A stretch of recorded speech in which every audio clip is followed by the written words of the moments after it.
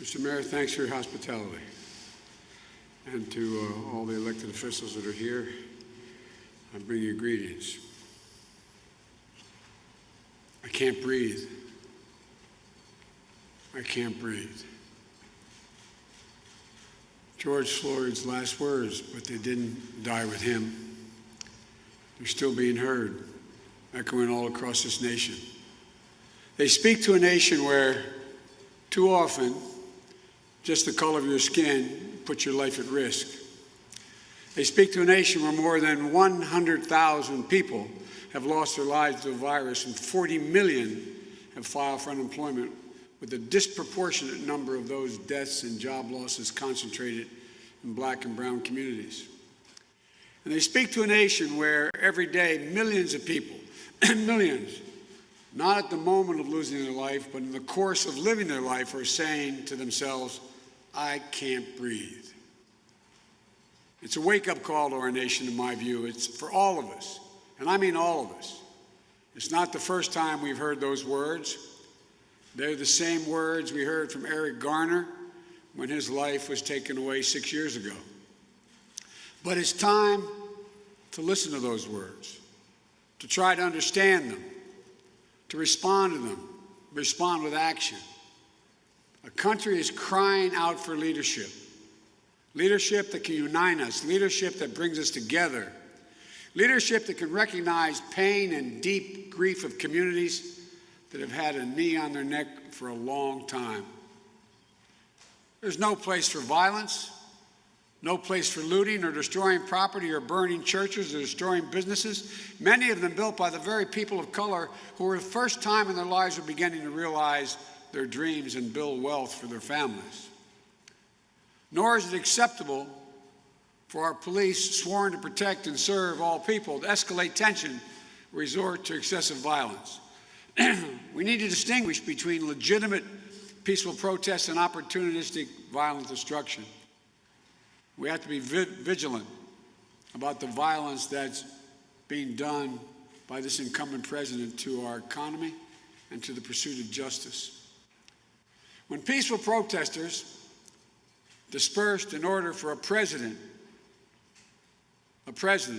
from the doorstep of the people's house, the White House, using tear gas and flash grenades in order to stage a photo op in one of the most historic churches in the country, or at least in Washington, D.C.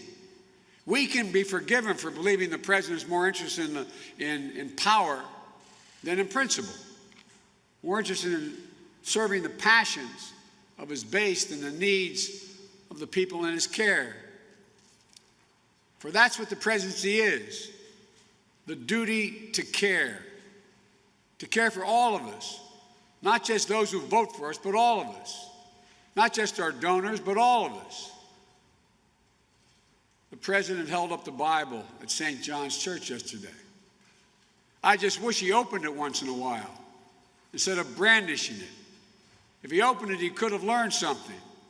They're all called to love one another as we love ourselves. It's really hard work, but it's the work of America. Donald Trump isn't interested in doing that work. Instead, he's preening and sweeping away all the guardrails that have long protected our democracy, guardrails that have helped make possible this nation's path to a more perfect union, a union that constantly requires reform and rededication. And yes, the protest from voices that are mistreated, ignored, left out, or left behind. But it is a union worth fighting for. And that's why I'm running for president. In addition to the Bible, the president might also want to open the U.S. Constitution once in a while. If he did, he'd find a thing called the First Amendment. And what it says in the beginning, it says, the right of the people peaceably to assemble and to petition their government for redress of grievances. That's kind of an essential notion built into this country. Mr. President, that's America. That's America. No horses rising up on their hind legs to push back peaceful protest. not using the American military to move against the American people. This is a nation of values. Our freedom to speak is a cherished knowledge that lives inside every American almost from the time you're a kid. We're going to not allow any president to quiet our voice. We won't let those who see this as an opportunity to sow chaos throw up a smokescreen to distract us from the very real and legitimate grievances at the heart of these protests. We can't leave this moment. We can't leave this moment thinking that we can once again turn away and do nothing. We can't do that this time. We just can't. The moment has come for our nation to deal with systemic racism, to deal with the growing economic inequity that exists in our nation, to deal with the denial of the promise of this nation made to so many. You know, I've said from the outset of this election that we're in the battle for the soul of this nation. And we are in the battle for the soul of this nation. What we believe, and maybe most importantly, who we want to be, it's all at stake. That's truer today than it's ever been, at least in my lifetime. And it's this urgency, it's in this urgency we can find a path forward. Now, the history of this nation teaches us that in some of our darkest moments of despair, we've made some of our greatest progress, some of our darkest moments. The 13th, 14th, 15th Amendments followed the Civil War. The greatest economic growth in world history grew out of the Great Depression. The Civil Rights Act of 1964 and the Voting Rights Act of 65 came in the tracks of Bull Connor's vicious dogs. To paraphrase Reverend Barber, it's the morning where we find hope. It's in the morning where we find hope when we mourn. But it's going to take more than talk. We've had talk before. We've had protests before. We've got to now vow to make this at least an era of action and reverse the systemic racism with a long overdue concrete changes.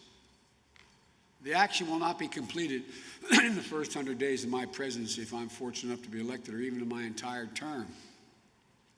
It's going to take the work of a generation.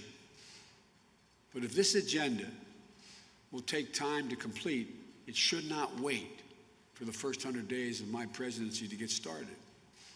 A down payment on what is long overdue should come now, should come immediately. I call on the Congress to act this month on measures that will be the first step in this direction, starting with real police reform. Congressman Jeffries has a bill to outlaw chokeholds. Congress should put it on the president's desk in the next few days. There are other measures to stop transferring weapons of war to police forces, improve oversight and accountability, to create a model use of force standard. That also should be made law this month. No more excuses, no delays. If Mitch McConnell can bring in the United States Senate to confirm Trump's unqualified judicial nominees who will run roughshod over our Constitution now, it's time to pass legislation that will give true meaning to our constitutional promise of equal protection under the law. Looking ahead in the first 100 days of my presidency, I've committed to creating a National Police Oversight Commission. I've long believed we need real community policing. We need each and every police department of the country to understand a comprehensive review of undertake a comprehensive review of their hiring, their training, their de-escalation. Some have already done it, some are in the process of doing it. The federal government should give the cities and states the tools and the resources they need to implement reforms. More police officers meet the higher standards of their profession. Most of them do it. All the more reason why bad cops should be dealt with severely and swiftly. We all need to take a hard look at the culture that allows for the senseless tragedies that keep happening. And we need to learn from the cities and the precincts that are getting it right. We know, though, in order to have true American justice, we need economic justice as well. Here, too, there's much to be done. As an immediate step, Congress should act now to rectify racial inequities that allow COVID-19 recovery funds to be diverted from where they live. I'll be setting forth my agenda on economic justice and opportunity in the weeks and months ahead, but it begins with health care. Health care should be a right, not a privilege. The quickest route to universal coverage in this country is to expand on Obamacare. We could do it, we should do it. But this president, even now, in the midst of a public health crisis with massive unemployment, wants to destroy it. He doesn't care how many millions of Americans will be hurt, because he's consumed with this blinding ego when it comes to Barack Obama, President Obama. The president should withdraw his lawsuit to strike down Obamacare, and the Congress should prepare to pass the act I propose to expand Obamacare to millions more so everyone's covered. These last few months, we've seen America's true heroes. Healthcare workers, docs, nurses, delivery truck drivers, grocery store workers. We've come up with a new phrase for them: essential workers. Essential workers. But we need to do more than praise them. We need to pay them. We need to pay them. Because if it weren't clear before, it's clear now. This country wasn't built by Wall Street bankers and CEOs. It was built by the great American middle class, which was built by unions and our essential workers. I know there's enormous fear and uncertainty and anger in the country. I understand. I know so many Americans are suffering loss of a loved one, suffering economic hardship, wondering, can I feed my family tomorrow? What's going to happen? Suffering under the weight of a generation after generation after generation of hurt inflicted on people of color, on black, brown, and Native communities in particular. Like many of you, I know what it means to grieve. My losses are not the same as losses felt by so many, but I know what it feels like when you think you can't go on. I know what it means to have that black hole in your chest where your grief is being sucked into it. Just a few days ago marked the 5th anniversary of my son Bo's passing from cancer. And there's still moments when the pain is so great it feels no different than the day I sat in that bed as he passed away. But I also know that the best way to bear loss and pain is to turn it into that anger and anguish into purpose. And Americans know what our purpose is as a nation. It has to be guided. It has to be guided. It's guided us from the very beginning. It's been reported the day that President John F. Kennedy was assassinated, little Yolanda King came home from school in Atlanta and jumped in her daddy's arms and said, "Oh, Daddy," she said, "now we're never going to get our freedom." Her daddy was reassuring, strong, and brave. He said, "No, don't worry, baby. It's going to be okay. It's going to be all right." Amid the violence and fear, Dr. King, he persevered. He was driven by his dream of a nation where justice runs down like water and righteousness like a mighty stream. Then, in 1968, hate cut him down in Memphis. 2 days before Dr. King was murdered, he gave a final Sunday sermon in Washington, where he told us that though the arc of the moral universe is long, he said it bends towards justice. And we know we can bend it because we have. We have to believe that still. That's our purpose. It's been our purpose in the very beginning, to to become a nation where all men and women are not only created equal, but they are treated equally. Not just created equal, but treated equally. To become a nation defined in Dr. King's words not only by the absence of tension, but by the presence of justice. It's not enough just to not have tension, but justice. Today in America, it's hard to keep faith that justice is at hand. I know that. You know that. The pain is raw. The pain is real. The President of the United States must be part of the solution, not the problem. But this president today is part of the problem and accelerates it. When he tweeted the words, "When the looting starts, the shooting starts," they weren't the words of a president. They were words of a racist Miami police chief in the 60s. When he tweeted that protesters, quote, would have been greeted with the most vicious dogs, when people would have been really hurt, end of quote. They weren't the words of a president. They were the kind of words Bull Connor would have used unleashing his dogs on innocent women and children.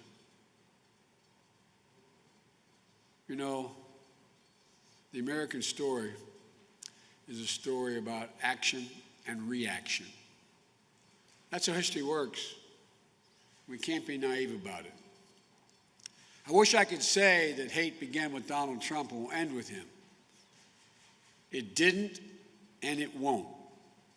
American history isn't a fairy tale with a guaranteed happy ending. The battle for the soul of this nation has been a constant push and pull for more than 240 years. A tug of war between the American ideal that we're all created equal and the harsh reality that racism has long torn us apart. The honest truth is that both elements are part of the American character. Both elements. At our best, the American ideal wins out. But it's never a rout. It's always a fight, and the battle is never fully won. But we can't ignore the truth that we're at our best when we open our hearts rather than clench our fists. Donald Trump has turned this country into a battlefield riven by old resentments and fresh fears. He thinks division helps him. His narcissism has become more important than the nation's well-being that he leads. I ask every American, I mean this from the bottom of my heart, I ask every American, look at where we are now and think anew. Is this who we are? Is this who we want to be? Is this who we want to pass on to our children and our grandchildren? Fear, anger, finger pointing, rather than the pursuit of happiness, incompetence and anxiety, self-absorption, selfishness? Or do we want to be the America we know we can be? The America we know in our hearts we could be and should be. Look, I look at the presidency as a very big job, and nobody will get it right every time. And I won't either. But I promise you this, I won't traffic in fear and division. I won't fan the flames of hate. I'll seek to heal the racial wounds that have long plagued our country, not use them for political gain. I'll do my job and I will take responsibility. I won't blame others. I will never forget, I promise you, this job is not about me. It's about you. It's about us. It'll work not only to rebuild the nation, but to build it better than it was. We're the only nation in the world that goes through crisis and comes out better. To build a better future. That's what America does, to build a better future. We build the future. It may, in fact, be the most American thing to do, build the future. We hunger for liberty the way Harriet Tubman and Frederick Douglass did. We thirst for the vote like Susan B. Anthony and Ella Baker and John Lewis did. We strive to explore the stars, cure disease, make an imperfect union more perfect than it's been. We may come up short, but at our best we try. My fellow Americans, we're facing formidable enemies. They include not only the coronavirus and the terrible impact on the lives and livelihoods, but also the selfishness and fear that have loomed over our national life for the last 3 years. And I choose those words advisedly, selfishness and fear. Defeating those enemies requires us to do our duty, and that duty includes remembering who we should be. Who we should be. We should be the America of FDR and Eisenhower, of Rosa Parks and Martin Luther King Jr., of Jonas Salk and Neil Armstrong. We should be the America that cherishes life, liberty, and courage. And above all, we should be the America that cherishes each other, each and every one of us. You know, we're a nation in pain. We must not let our pain destroy us. We're a nation enraged, but we cannot let our rage consume us. We're a nation that's exhausted, but we will not allow our exhaustion to defeat us.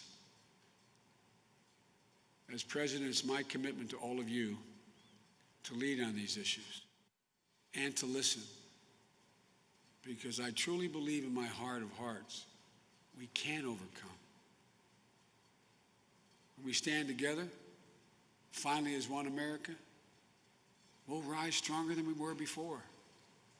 We'll move that arc closer to justice. We'll reach out to one another. So speak out for one another. And please, please, do what's recently been happening. Take care of one another. This is the United States of America. There's never been anything we've been unable to do when we set our mind to do it, and we've done it together. Together, united. That's who we are at our best. May God bless you all, and may God protect our troops. Thank you.